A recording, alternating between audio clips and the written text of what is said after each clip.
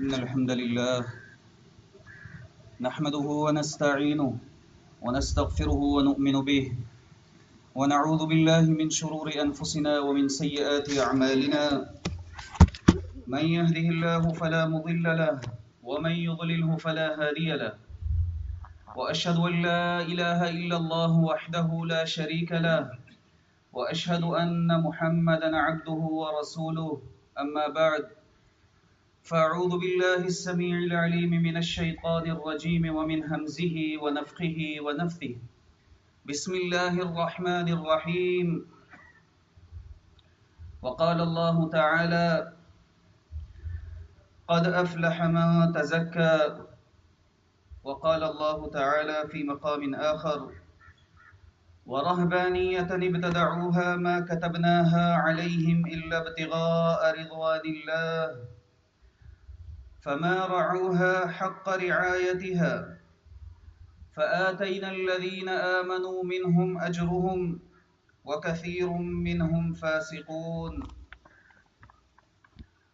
وعن أبي هريرة رضي الله عنه عن النبي صلى الله عليه وسلم قال إن الدين يسر ولن يشد الدين أحد إلا غلبه فسددوا وقاربوا وأبشروا واستعينوا بالغدوة والروحة وشيء من الدلجة۔ محترم سامعین، آپ کے سامنے اللہ رب العزت کی سچی اور آخری کتاب قرآن مجید فرقان حمید میں سے سورۃ الاعلی کی آیت نمبر 13 اور سورۃ الحدید کی آیت نمبر 27 تلاوت کی ہے، اور صحیح بخاری کی حدیث نمبر 39 آپ کے سامنے پڑھی ہے۔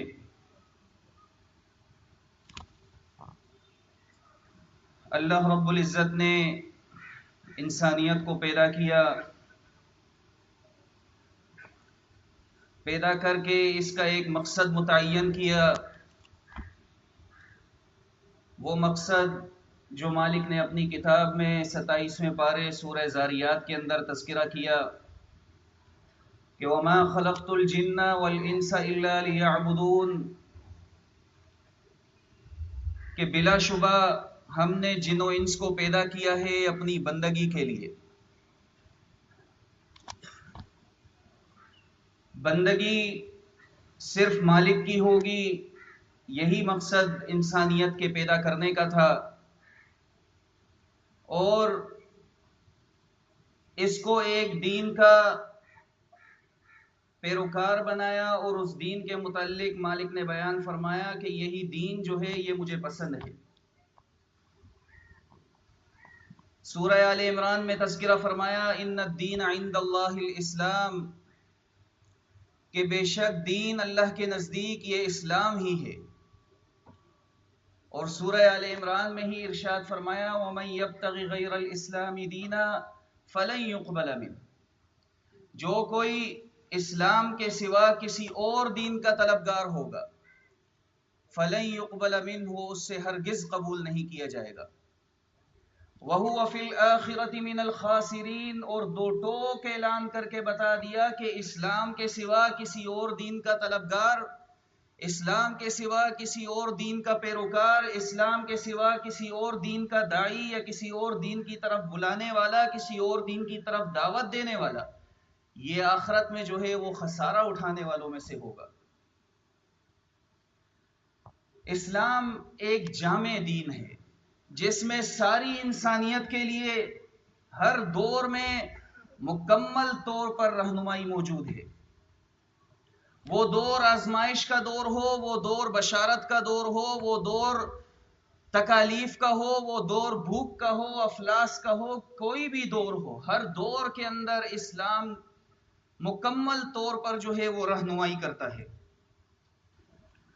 اور اسلام کی ہی وہ تعلیمات ہیں کہ جن پر عمل پیرا ہونے سے انسان کی ظاہر کی درستگی ہوتی ہے اور باطن کا جو ہے وہ تزکیہ ہوتا ہے۔ ابتدائے اسلام کا اگر آپ مطالعہ کریں گے تو آپ کے سامنے یہ بات آئے گی کہ ابتدائے اسلام میں کوئی خاص فرق نہیں تھا، ایک ہی بات تھی ظاہر اور باطن کی درستگی، ایک ہی بات تھی شریعت۔ شریعت کے علاوہ کوئی دوسرا نام آپ کو اسلام کی ابتدائی تعلیمات میں آپ کو نہیں ملے گا۔ اسلامی تعلیمات میں دونوں پر یکساں زور دیا گیا ہے، ظاہر اور باطن پر، اور کہیں بھی ظاہر و باطن کو الگ الگ اس کا تذکرہ نہیں کیا گیا، بلکہ ایک مومن جو ہوتا ہے اس کا ظاہر اور اس کا باطن یہ یکساں ہوا کرتا ہے۔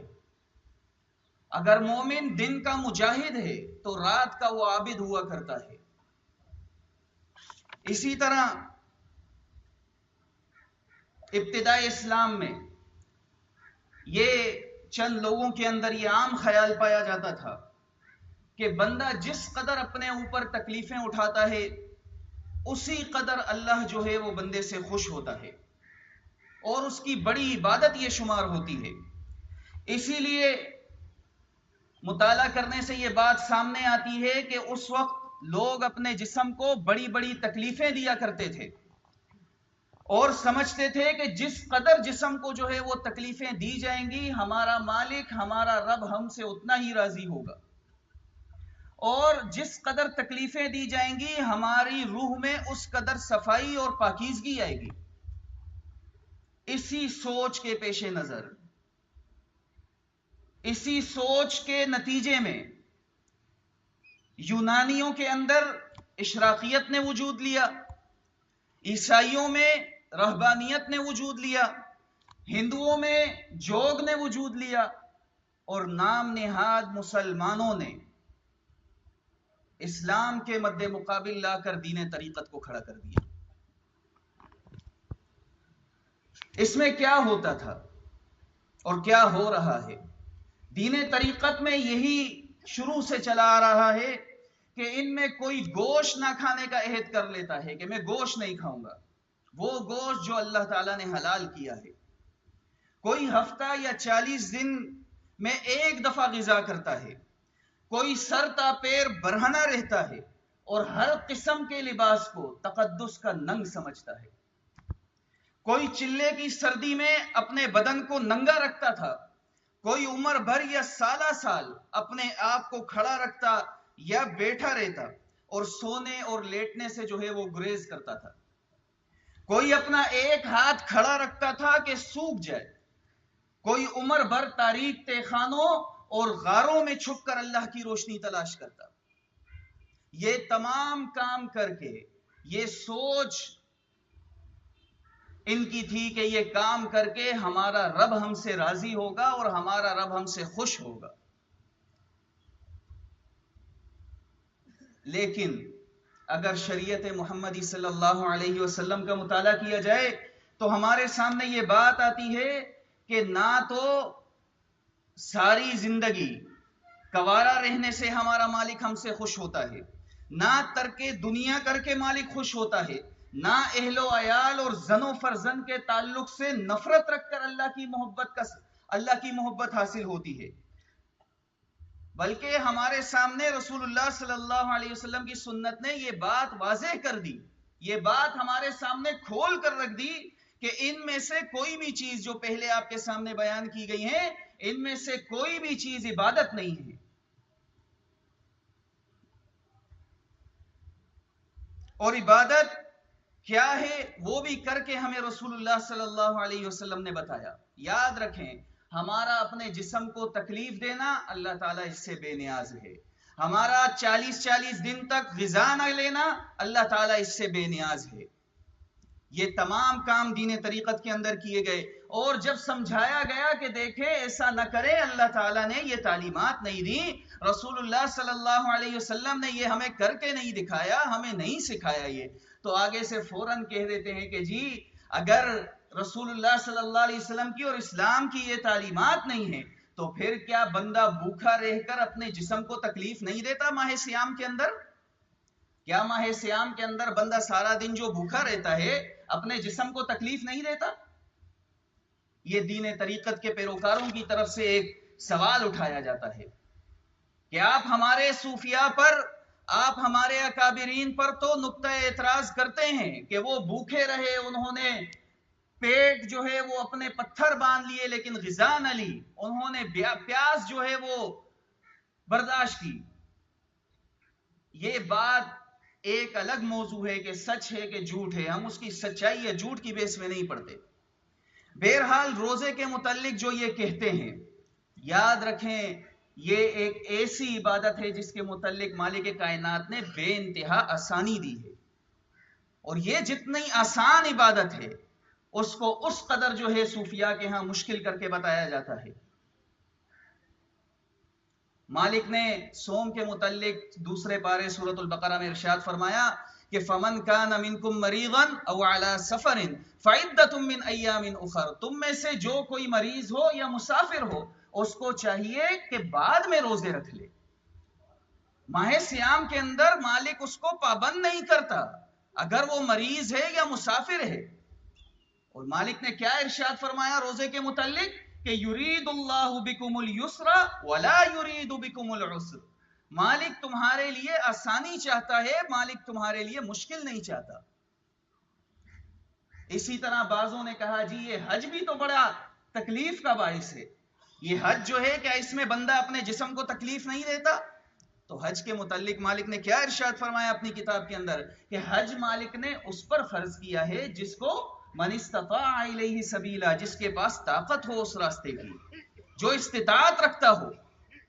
اور سورۃ الحج میں ارشاد فرمایا وما جعل علیکم فی الدین من حرج، مالک نے دین کے اندر تنگی نہیں رکھی، مالک نے دین کے اندر کسی قسم کی جو ہے وہ زبردستی نہیں رکھی۔ اور صحیح بخاری کی حدیث میں آتا ہے اللہ کے نبی صلی اللہ علیہ وسلم نے ارشاد فرمایا ان ھذا الدین یسر، بے شک یہ دین آسان ہے، آسان ہے یہ دین مشکل نہیں ہے، دین اسلام آسان ہے، جو کوئی اس دین میں سختی سے مقابلہ کرے گا یہ دین اس کو مغلوب کر دے گا۔ اسی طرح یہ تو دین اسلام ہے جس کی بنیاد قرآن و حدیث ہے، لیکن اس کے مد مقابل دین طریقت لا کر کھڑا کر دیا گیا، اور یہ کہا گیا جب ثبوت مانگا گیا کہ دین طریقت کہاں سے لے کر آئے ہیں آپ، اسلام کی تعلیمات میں تو طریقت کا لفظ تک نہیں ملتا، رسول اللہ صلی اللہ علیہ وسلم کی زبان سے دین طریقت کا لفظ تک نہیں نکلا، صحابہ کرام کی زبان سے دین طریقت نام کا لفظ تک نہیں نکلا، آپ کہاں سے لے کر آئے؟ قرآن و حدیث میں تو اس کا تذکرہ نہیں ملتا۔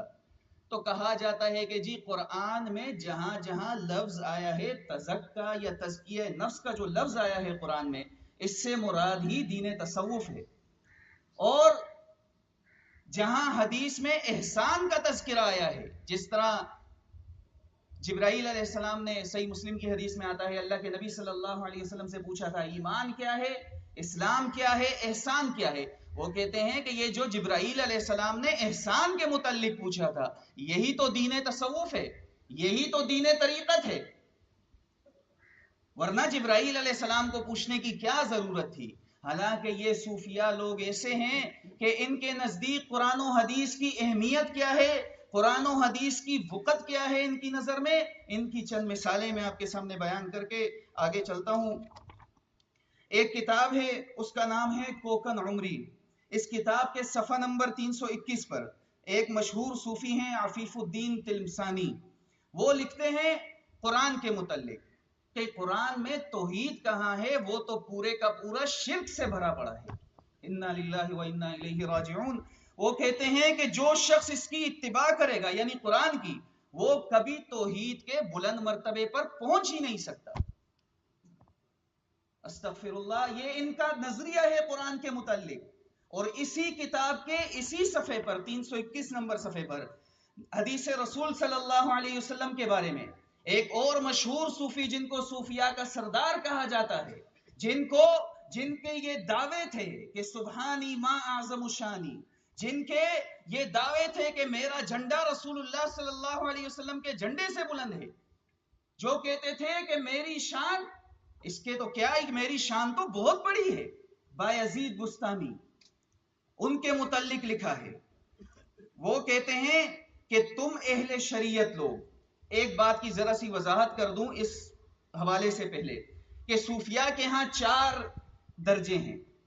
پہلا شریعت، دوسرا طریقت، تیسرا حقیقت، اور چوتھا معرفت.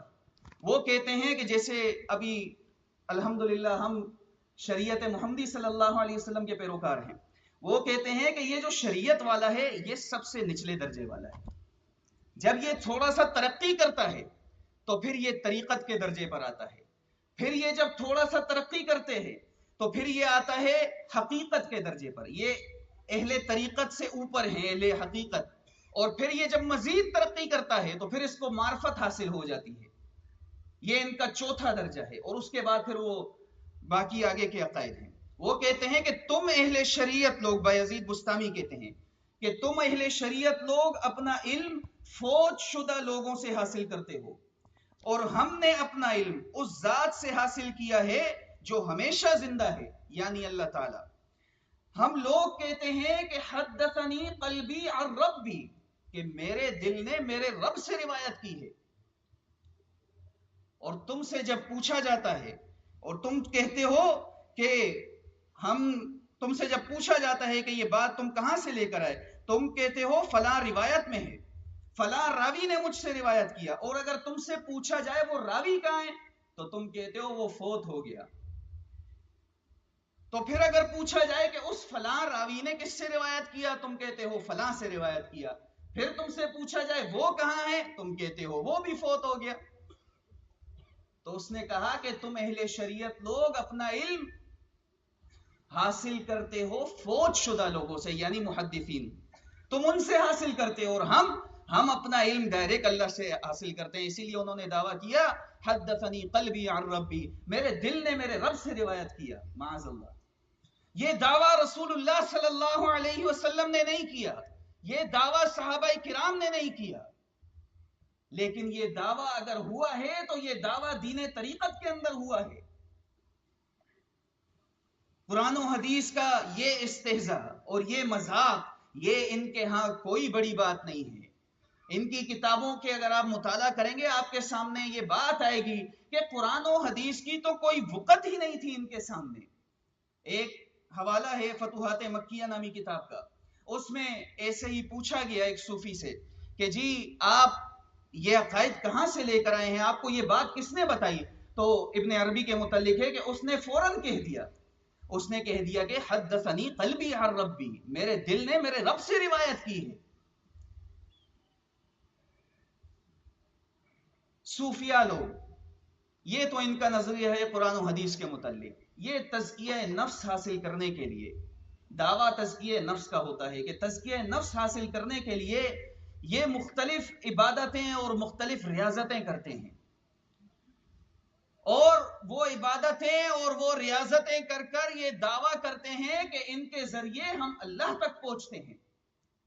اور جب ایک صوفی وہ ان کا مرید بنتا ہے، ان بڑے صوفیاء کا، تو اس کو کہتے ہیں بیٹا ابھی تو شریعت سے آیا ہے، ابھی تو نے ترقی کرنی ہے، ابھی تو پہلے فنا فی الشیخ ہوگا، پھر تو فنا فی الرسول ہوگا، پھر تو فنا فی اللہ ہوگا. یعنی ابھی تو نے ترقی کرنی ہے. اس ترقی کی سوچ میں وہ طرح طرح کی عبادتیں اور طرح طرح کی ریاضتیں کرواتے ہیں. ان کی چند مثالیں میں آپ کے سامنے پیش کرتا ہوں. ایک کتاب ہے غوث الثقلین، اس کے صفحہ نمبر 83 پر عبد القادر جیلانی صاحب کے بارے میں لکھا ہے کہ پیران پیر عبد القادر جیلانی یہ 15 سال تک عشاء کے بعد طلوع صبح سے پہلے ایک قرآن شریف ختم کر لیا کرتے تھے. کتنے سال تک؟ 15 سال تک. اس کا مطلب یہ ہے کہ اگر قرآن رات میں ختم کرتے تھے تو 15 سال تک یہ رات میں سوئے نہیں ہیں، کیونکہ قرآن کو اگر ایک دن میں تلاوت کرنے کی کوشش کی جائے تو کم از کم 1 گھنٹے میں 3 سپاروں کی تلاوت کی جا سکتی ہے. یعنی اگر بندہ وہ والا ہو، اسپیڈ والا مولوی ہو.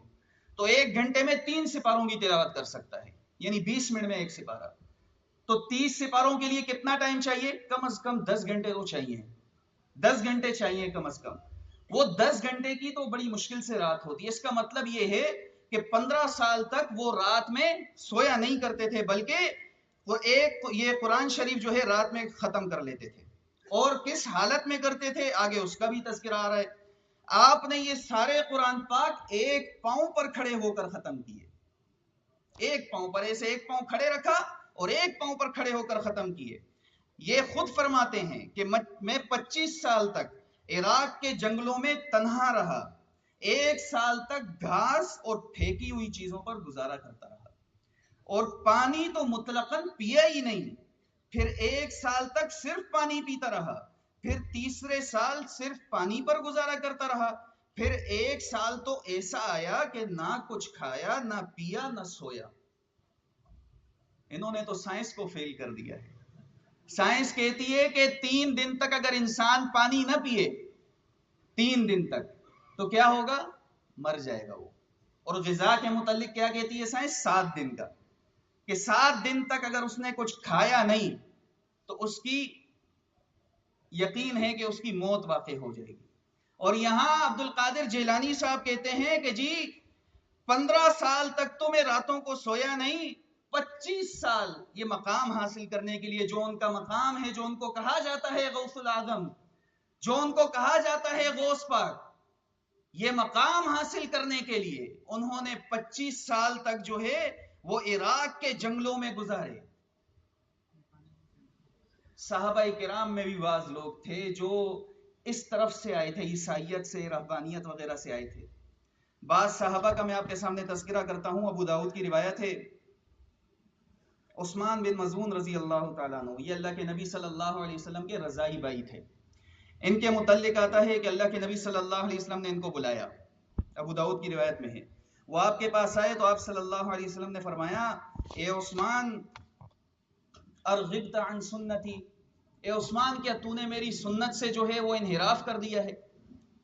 عثمان بن مظعون رضی اللہ تعالیٰ عنہ نے فوراً گھبرا گئے. دیکھیں یہ صحابہ تھے، فوراً گھبرا گئے. کیا جواب دیا؟ لا واللہ یا رسول اللہ، اللہ کی قسم ایسی بات نہیں ہے رسول اللہ صلی اللہ علیہ وسلم. فوراً گھبرا گئے. صرف اتنا سنا اللہ کے نبی صلی اللہ علیہ وسلم کے منہ سے کہ اے عثمان کیا تو نے میری سنت سے انحراف کر لیا ہے؟ فوراً گھبرا گئے. لا واللہ یا رسول اللہ، اللہ کی قسم ایسی بات نہیں ہے رسول اللہ صلی اللہ علیہ وسلم. آگے اپنی وضاحت کی، ولیکن سنتک اطلب، میں تو آپ کی سنت کا طلبگار رہتا ہوں. عثمان بن مظعون رضی اللہ تعالیٰ عنہ نے اپنی جان پر مشقت کی تھی، راتوں کو سوتے نہیں تھے، مسلسل صوم رکھتے تھے. تو اللہ کے نبی صلی اللہ علیہ وسلم نے ان کو بتایا کہ دیکھو اگر تم نے میری سنت سے انحراف نہیں کیا اور میری سنت کے طلبگار رہتے ہو تو پھر میری سنت یہ ہے، فَإِنِّي أَنَامُ، کہ بے شک میں سوتا بھی ہوں، وَأُصَلِّي، میں صلاۃ بھی پڑھتا ہوں، وَأَصُومُ، میں روزہ بھی رکھتا ہوں، وَأَفْطِرُ، میں افطار بھی کرتا ہوں، وَأَنْكِحُ النِّسَاءَ، اور میں عورتوں سے نکاح بھی کرتا ہوں. فَاتَّقِ اللَّهَ یا عثمان، اے عثمان اللہ سے ڈر، اللہ سے ڈر. وَإِنَّ لِأَهْلِكَ عَلَيْكَ حَقًّا، بے شک تجھ پر تیرے اہل و عیال کا بھی حق ہے،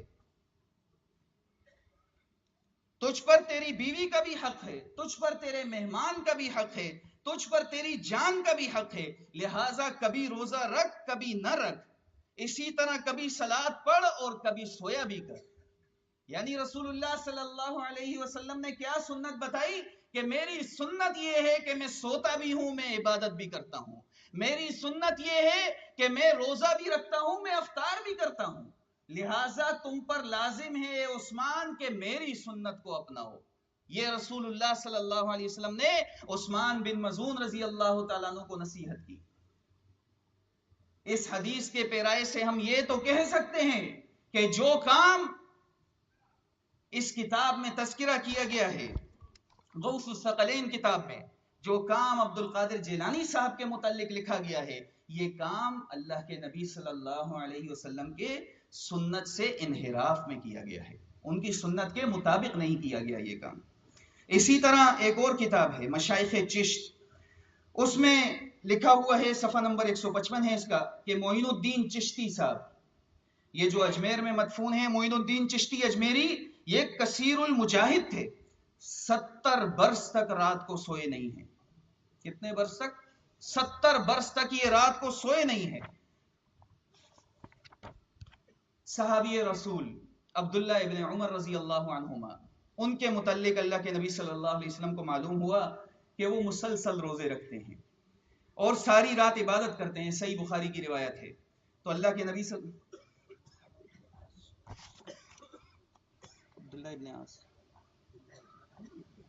عبداللہ ابن عمرو بن عاص رضی اللہ عنہ، ان کے متعلق اللہ کے نبی صلی اللہ علیہ وسلم کو معلوم ہوا کہ وہ مسلسل روزے رکھتے ہیں اور ساری رات عبادت کرتے ہیں۔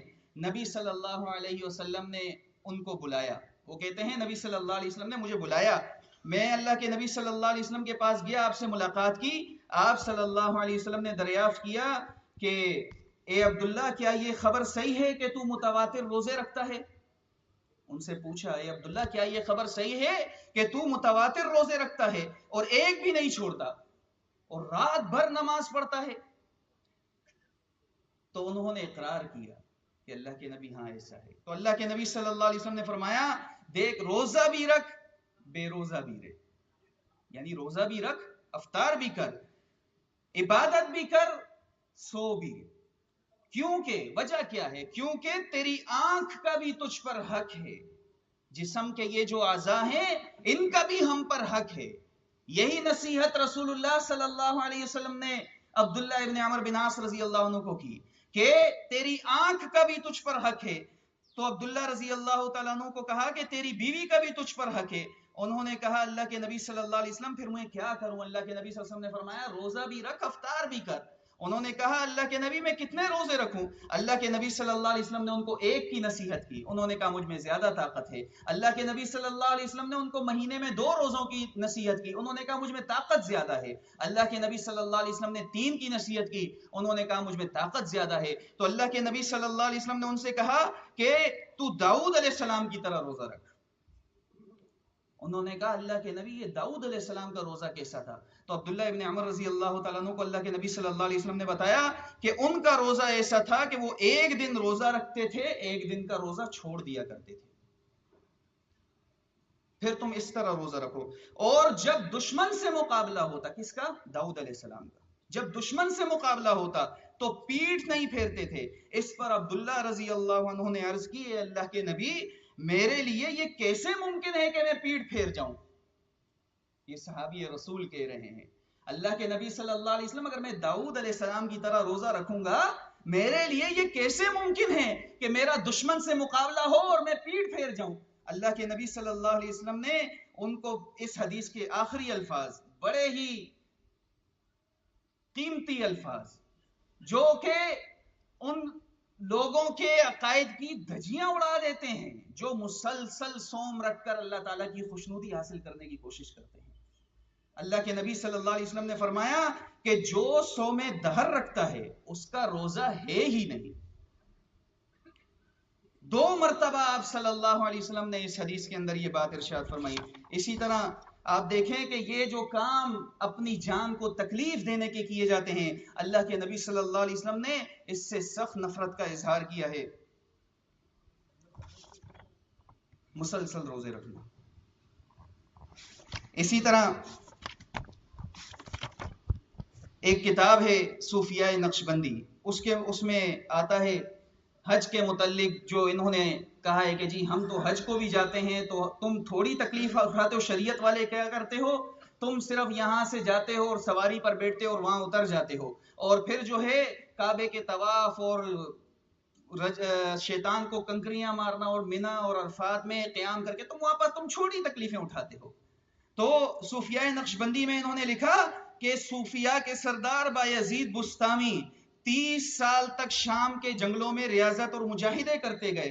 1 سال آپ حج کو گئے تو ہر قدم پر 2 گانا ادا کرتے، یہاں تک کہ 12 سال میں مکہ معظمہ پہنچے۔ کتنے سال میں؟ 12 سال میں مکہ معظمہ پہ پہنچے۔ ایک روایت ہمیں ملتی ہے ابو داؤد کے اندر، ایک صحابی ہیں عقبہ بن عامر رضی اللہ عنہ، ان کی بہن نے نظر مانی کہ اللہ کے نبی صلی اللہ علیہ وسلم میں جو ہے وہ پیدل حج کو جاؤں گی. ان کی بہن نے کیا نظر مانی؟ میں پیدل حج کو جاؤں گی. اللہ کے نبی صلی اللہ علیہ وسلم کو معلوم ہو گیا. اللہ کے نبی صلی اللہ علیہ وسلم نے عقبہ بن عامر رضی اللہ تعالیٰ عنہ کی بہن کے متعلق فرمایا کہ ان سے کہو کہ اللہ تعالیٰ تیری اس نظر سے بے نیاز ہے. اللہ تعالیٰ تیری اس نظر سے بے نیاز ہے، اسے کہو سوار ہو جاؤ.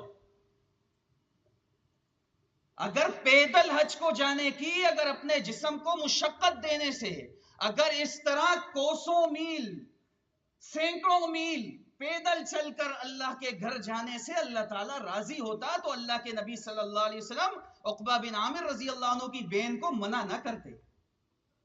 ثابت یہ ہوا کہ اللہ کے نبی صلی اللہ علیہ وسلم نے یہ بات ہمارے سامنے واضح کر دی کہ ان کاموں سے اللہ خوش نہیں ہوتا. عقبہ بن عامر رضی اللہ عنہ کی بہن کو کہا سوار ہو کر جاؤ، پیدل نہ جاؤ. اسی طرح ایک کتاب میں آتا ہے، سیرت اولیاء نامی کتاب ہے، خواجہ محمد چشتی کے بارے میں. وہ کہتے ہیں کہ انہوں نے اپنے مکان میں ایک گہرا کنواں کھدوایا. انہوں نے اپنے مکان میں ایک گہرا کنواں کھدوایا جس میں الٹے لٹک کر عبادت میں مصروف رہتے. کیا کرتے؟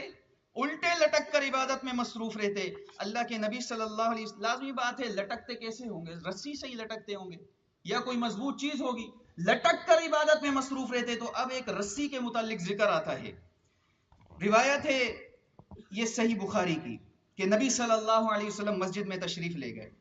آپ صلی اللہ علیہ وسلم کی نظر ایک رسی پر پڑی جو دو ستونوں کے درمیان تنی ہوئی تھی. اللہ کے نبی صلی اللہ علیہ وسلم نے دریافت فرمایا یہ رسی کیسی ہے؟ لوگوں نے عرض کیا کہ یہ زینب رضی اللہ عنہا نے باندھی ہے. کیا عرض کیا؟ یہ زینب رضی اللہ عنہا نے باندھی ہے.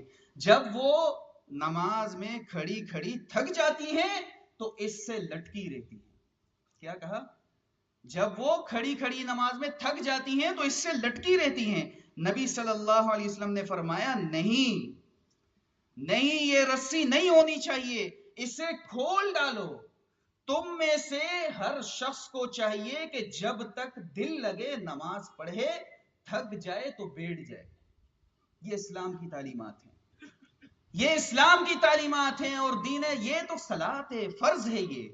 یہ فرض ہے. اور جو کام کنویں کے اندر لٹک کر 40 دن کنویں کے اندر لٹک کر عبادت میں مصروف رہے، یہ تو رسول اللہ صلی اللہ علیہ وسلم کی تعلیمات ہی نہیں ہیں. ایک صحابیہ اگر ایک رسی باندھتی ہے کس لیے؟ کہ میں اگر تھک جاؤں تو اس کا سہارا لے لوں. تو اللہ کے نبی صلی اللہ علیہ وسلم اس کی بھی اجازت نہیں دیتے. اس کی بھی اجازت نہیں دیتے کہ نہیں نہیں یہ رسی کھولو، جتنی طاقت ہو اتنی صلاۃ پڑھو. قرآن ہمیں کیا بتاتا ہے؟ لا یکلف اللہ نفسا الا وسعها. اللہ تعالیٰ کسی نفس کو اس کی حیثیت سے زیادہ مکلف نہیں بناتا. جتنا نفس انسان جتنا برداشت کر سکتا ہے، مالک اس کو اتنی ہی تکلیف دیتا ہے. اسی طرح ایک کتاب ہے مشائخ چشت، اس کے صفحہ نمبر 178 پر لکھا ہے کہ فرید الدین گنج شکر نے 40 روز کنویں میں بیٹھ کر چلہ کشی کی. 40 روز کنویں میں بیٹھ کر چلہ کشی کی. دیکھیں کنواں کیا ہے؟ کنویں میں لازمی بات ہے سایہ ہوگا، پانی کی وجہ سے تھوڑی ٹھنڈک بھی ہوگی. تو وہ کہتے ہیں کہ کنویں میں بیٹھ کر چلہ کشی کی 40 روز. ایک شخص، اس کا نام تھا ابو اسرائیل، ابو داؤد کی روایت میں آتا ہے، نبی اکرم صلی اللہ علیہ وسلم خطبہ دے رہے تھے. اسی دوران آپ کی نظر ایک ایسے شخص پر پڑی جو دھوپ میں کھڑا تھا. کس پہ نظر پڑی؟ ایک شخص پر جو کیا کر رہا تھا؟ دھوپ میں کھڑا تھا. نبی صلی اللہ علیہ وسلم نے اس کے متعلق پوچھا یہ کون ہے اور یہ ایسا کیوں کر رہا ہے؟ لوگوں نے بتایا اللہ کے نبی صلی اللہ علیہ وسلم یہ ابو اسرائیل ہے، اس نے نظر مانی ہے کہ یہ کھڑا رہے گا، بیٹھے گا نہیں، نہ سائے میں آئے گا نہ بات کرے گا، اور روزہ رکھے گا. آپ صلی اللہ علیہ وسلم نے فرمایا اسے حکم دو کہ وہ بات کرے، وہ سائے میں آئے اور بیٹھے اور اپنا روزہ پورا کر لے. اللہ کے نبی صلی اللہ علیہ وسلم نے ابو اسرائیل کو ہرگز اس بات کی اجازت نہ دی کہ وہ دھوپ میں کھڑا رہے، صوم کی حالت میں وہ دھوپ میں کھڑا رہے اور صرف یہ ارادہ کہ اللہ راضی ہو جائے. اللہ کے نبی صلی اللہ علیہ وسلم نے اس کی اجازت نہیں دی. اسی طرح ایک اور حدیث میں آتا ہے، دیکھیں تعلیمات میں، رسول اللہ صلی اللہ علیہ وسلم کی تعلیمات میں جان کو تکلیف دینا یہ کس قدر اللہ کے نبی صلی اللہ علیہ وسلم اس سے جو ہے منع کرتے تھے، اس کا اندازہ آپ ترمذی کی اس حدیث سے لگائیں کہ نبی صلی اللہ علیہ وسلم ایک بوڑھے کے قریب سے گزرے جو اپنے 2 بیٹوں کے سہارے حج کے لیے چل رہا تھا۔ آپ صلی اللہ علیہ وسلم نے پوچھا کیا معاملہ ہے ان کا؟ لوگوں نے کہا اللہ کے رسول انہوں نے پیدل چلنے کی نظر مانی ہے۔ بوڑھا تھا، بوڑھا تھا، اس نے کیا، اللہ کے نبی صلی اللہ علیہ وسلم نے پوچھا کیا معاملہ ہے؟ یہ بوڑھا ہے 2 بیٹوں کے سہارے چل رہا ہے۔ کہا اللہ کے نبی پیدل چلنے کی جو ہے وہ نظر مانی ہے۔ آپ صلی اللہ علیہ وسلم نے فرمایا اللہ عز و جل اس کے اپنی جان کو عذاب دینے سے بے نیاز ہے، یعنی اللہ کو اس حج کی کوئی ضرورت نہیں ہے۔ اللہ عز و جل اس کے اپنی جان کو عذاب دینے سے بے نیاز ہے۔ پھر آپ صلی اللہ علیہ وسلم نے اس کو سوار ہونے کا حکم دیا۔ کیا حکم دیا؟ کہ سوار ہو کر جا، تو بیٹوں کا سہارا لے کر اور اتنی بڑھاپے میں تکلیف لے کر تو حج کرنے کو چلا ہے، تو سوار ہو کر جا۔ یہ رسول اللہ صلی اللہ علیہ وسلم نے اس شخص کو تعلیمات دی۔ ایک کتاب ہے حدیقۃ الاولیاء، اس کے صفحہ نمبر 57 میں ملا شاہ قادری فرماتے ہیں کہ تمام عمر ہم کو غسل جنابت اور احتلام کی حاجت نہیں ہوئی، کیونکہ یہ دونوں غسل نکاح اور نیند سے متعلق ہیں۔ ہم نے نہ نکاح کیا اور نہ ہم سوتے ہیں، نہ ہم نے نکاح کیا اور نہ ہم سوتے ہیں۔ یہ تعلیمات ہیں دین طریقت کی، جبکہ رسول اللہ صلی اللہ علیہ وسلم کی تعلیمات کیا ہیں؟ صحیح بخاری کی روایت میں آتا ہے 3 حضرات نبی صلی اللہ علیہ وسلم کی ازواج مطہرات کے گھروں کی طرف آپ کی عبادت کے متعلق پوچھنے آئے۔ جب انہیں نبی کریم صلی اللہ علیہ وسلم کا عمل بتایا گیا تو جسے انہوں نے کم سمجھا، جب انہیں رسول اللہ صلی اللہ علیہ وسلم کی عمل بتایا گیا انہوں نے کم سمجھا اس کو، اور کہا کہ ہمارا کیا مقابلہ رسول اللہ صلی اللہ علیہ وسلم کے ساتھ، آپ کی تو تمام اگلی پچھلی لغزشیں معاف کر دی گئی ہیں۔ ان میں سے ایک نے کہا کہ آج سے میں ہمیشہ رات بھر صلات پڑھوں گا۔ کیا کہا؟ آج سے میں ہمیشہ رات بھر صلات پڑھوں گا۔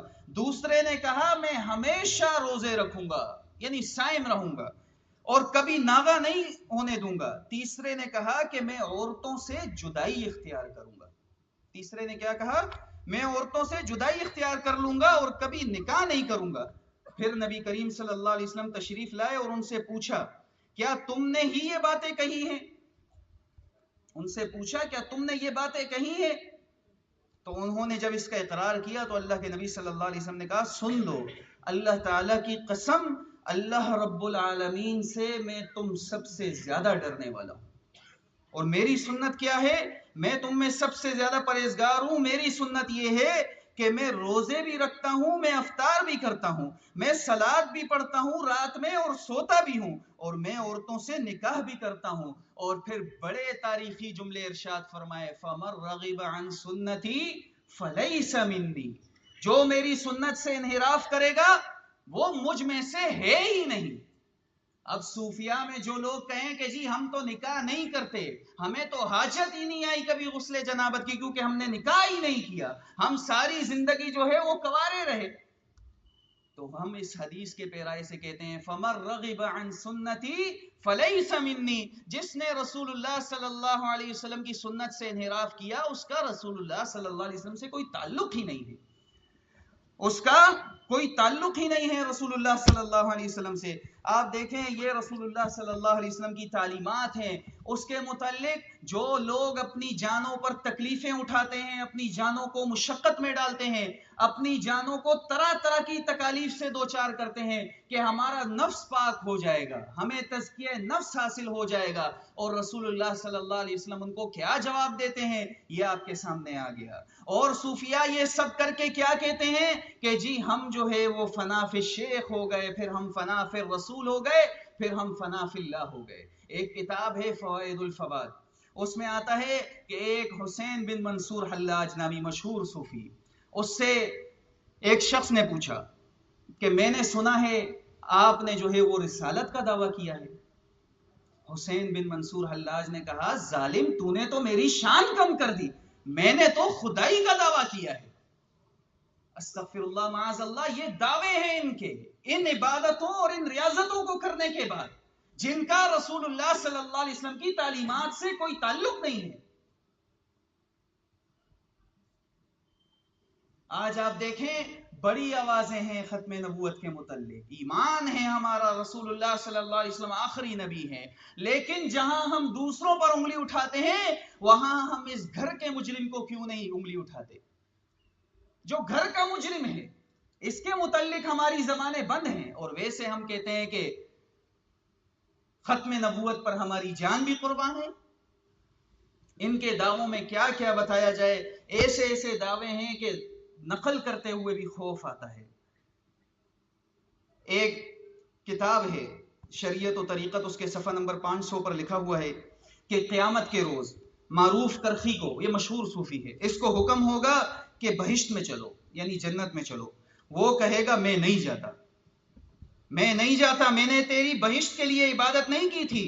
فرشتوں کو حکم دیا جائے گا کہ انہیں نور کی زنجیروں میں جکڑ کر کھینچتے کھینچتے بہشت میں لے جاؤ. یہاں وہ حدیث یاد آ جاتی ہے، صحابی نے رسول اللہ صلی اللہ علیہ وسلم سے کیا پوچھا تھا، مفہوم بیان کر رہا ہوں کہ اللہ کے نبی اگر میں جاتا ہوں، میں لڑتا ہوں، غزوے کا میدان سجا ہوا تھا، میں لڑتا ہوں، میں شہید ہو جاتا ہوں، میری جان چلی جاتی، کیا ملے گا؟ اللہ کے نبی صلی اللہ علیہ وسلم نے فرمایا جنت ملے گی. اس کے ہاتھ میں کھجوریں تھی، اس نے کھجوریں پھینکی اور اس نے کہا ان میں تو بڑا وقت ضائع ہو جائے گا، بڑا وقت ضائع ہو جائے گا اس کو کھانے میں. وہ فوراً دوڑا اور لڑا لڑا لڑا یہاں تک کہ شہادت مل گئی، اس کو جنت میں پہنچ گیا. یہ صحابہ کرام کا ٹارگٹ تھا، یہ صحابہ کرام کی نظر تھی، جہاں ان کی نظریں لگی رہتی تھی. مقصد جنت، ایک ہی مقصد. اور یہاں ان صوفیاء کا یہ دعویٰ کرنا افسوس ہی کی کر سکتے ہیں. شریعت و طریقت کے صفحہ نمبر 500 پر ہی لکھا ہے کہ رابعہ بصرین کو آدھی قلندر کہا جاتا ہے. کیا کہا جاتا ہے؟ آدھی قلندر. ان کے بارے میں کہا جاتا ہے کہ انہوں نے ایک روز دانے ہاتھ میں پانی کا پیالہ اور بائیں ہاتھ میں آگ کا انگارہ لیا اور فرمایا یہ جنت ہے اور یہ جہنم ہے، اس جنت کو جہنم پر انڈھیل دیتی ہوں.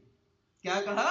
اس جنت کو جہنم پر انڈھیل دیتی ہوں تاکہ نہ رہے جنت، نہ رہے جہنم، اور خالص اللہ کی عبادت ہو.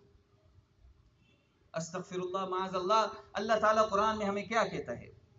ہمیں یہ تعلیمات دیتا ہے قرآن میں، ان الذین آمنوا وعملوا الصالحات جنات تجری من تحتها الانہار. ایمان لاؤ، نیک عمل کرو، کہاں جاؤ گے؟ جنت میں جاؤ گے. جنت میں جاؤ گے. کون سی جنتیں؟ جن کے نیچے نہریں بہ رہی ہیں، ان جنتوں میں جاؤ گے. ہم عبادت کرتے ہیں، صوم رکھتے ہیں، زکوٰۃ دیتے ہیں، اپنے مال اور جان کی اگر یہ قربانی دی ہے اور دیتے ہیں تو کس لیے دیتے ہیں؟